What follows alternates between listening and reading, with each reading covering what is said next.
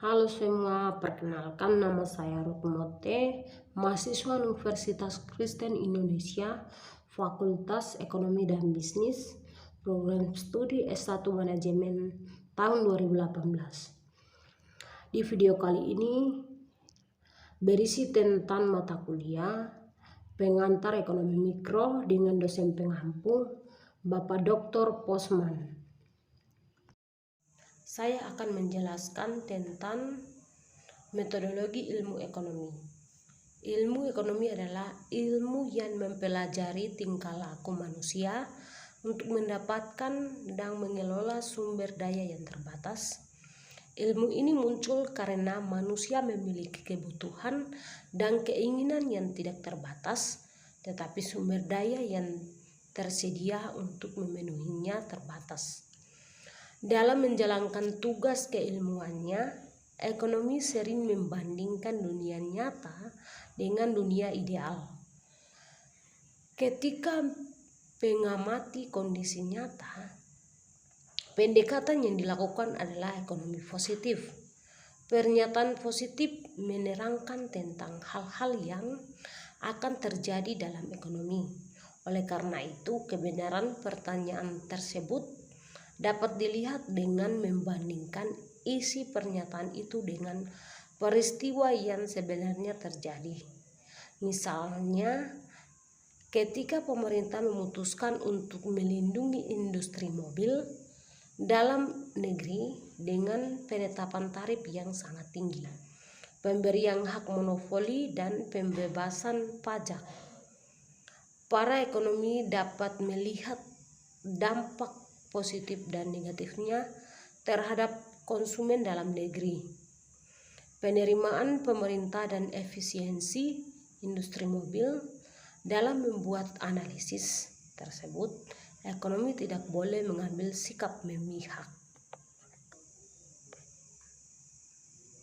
Dengan mempelajari ilmu ekonomi, kita bisa memprediksi tindakan manusia ke depannya yang kemudian bisa digunakan untuk perencanaan bisnis, penentuan harga, membuat kebijakan pemasaran, kebijakan sumber daya manusia, sehingga membuat kebijakan untuk kesejahteraan masyarakat.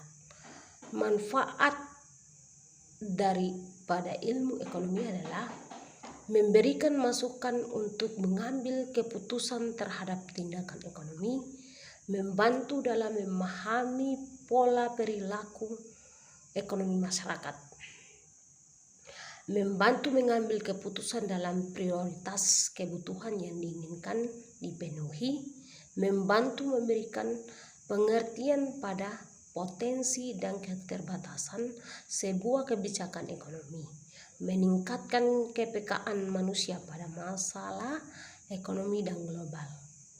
Terdapat dua ruang lingkup ilmu ekonomi, yaitu ekonomi mikro dan ekonomi makro. Berikut adalah penjelasan tentang ekonomi mikro dan ekonomi makro antara lain.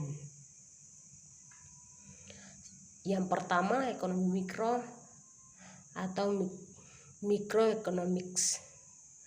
Ilmu ekonomi yang mempelajari bagian kecil atau aspek individual dari kegiatan perekonomian.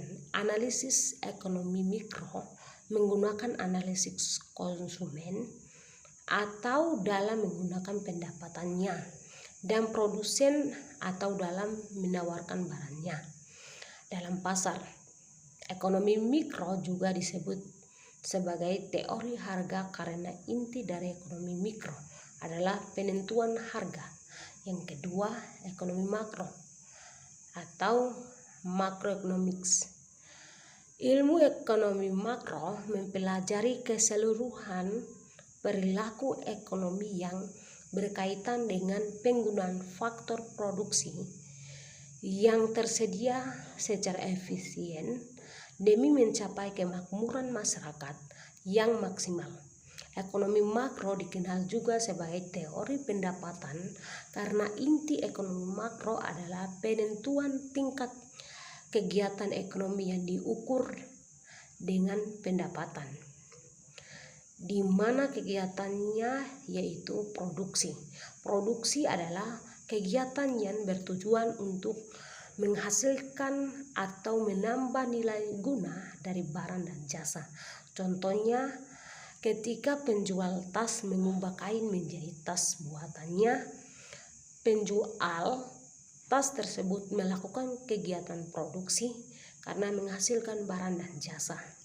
Dan konsumsi adalah kegiatan yang berkaitan dengan penggunaan barang dan jasa untuk memenuhi kebutuhan. Contohnya adalah penggunaan bensin untuk bahan bakar kendaraan. Juga distribusi adalah kegiatan penyebaran barang dan jasa yang diproduksi.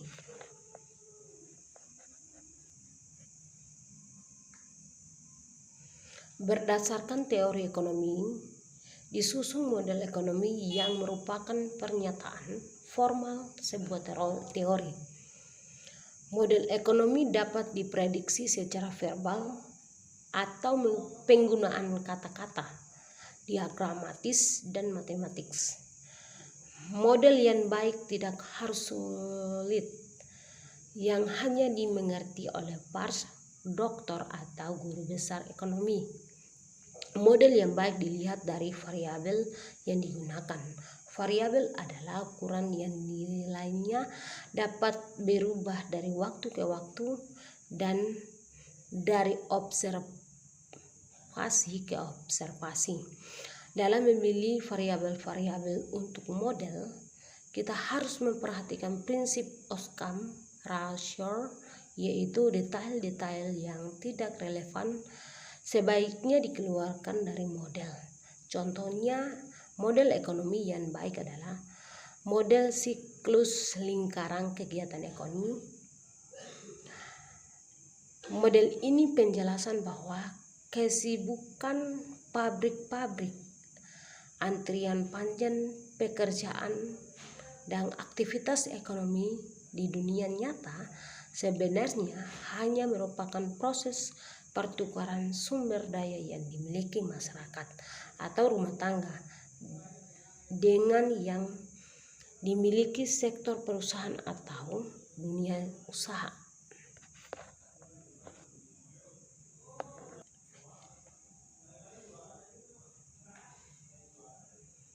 Asumsi-asumsi yang dipakai teori ekonomi mikro di atas telah disebutkan bahwa teori ekonomi, khususnya teori ekonomi mikro, bekerja dengan menggunakan asumsi-asumsi. Di bawah ini disajikan sedikit uraian mengenai beberapa asumsi yang mendasari kebanyakan teori-teori ekonomi mikro. A. Asumsi umum. Yang pertama, asumsi rasionalitas. Yang kedua, asumsi ceteris paribus. Yang ketiga, asumsi penyederhanaan. B. Asumsi khusus ekonomi mikro. Sebetulnya tidak banyak asumsi yang hanya dipergunakan oleh teori ekonomi mikro, dalam arti tidak dipergunakan sama sekali oleh teori ekonomi mikro. Hal ini kiranya mudah dipahami kalau kita ingat bahwa yang membentuk perilaku perekonomian sebagai suatu keseluruhan tidak lain adalah para pelaku ekonomi itu sendiri. Dengan demikian tidaklah mengherankan kalau kita jumpai bahwa teori ekonomi makro banyak menggunakan teori atau kesimpulan-kesimpulan teoretik ekonomi mikro sebagai dasar analisis. C. Asumsi khusus model analisis ekonomi mikro.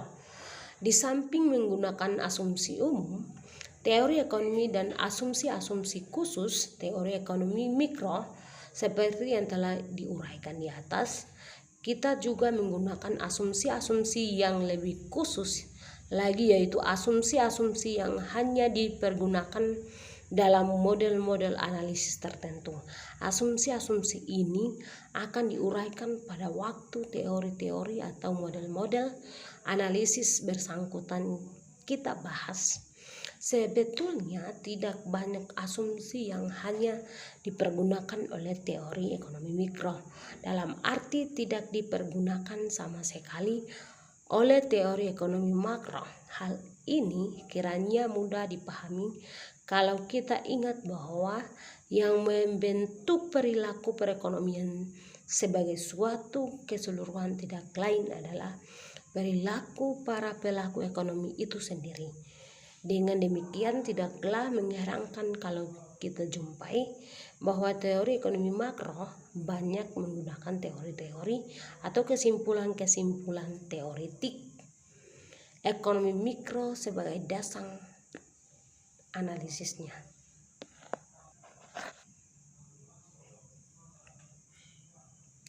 Sekian dan terima kasih.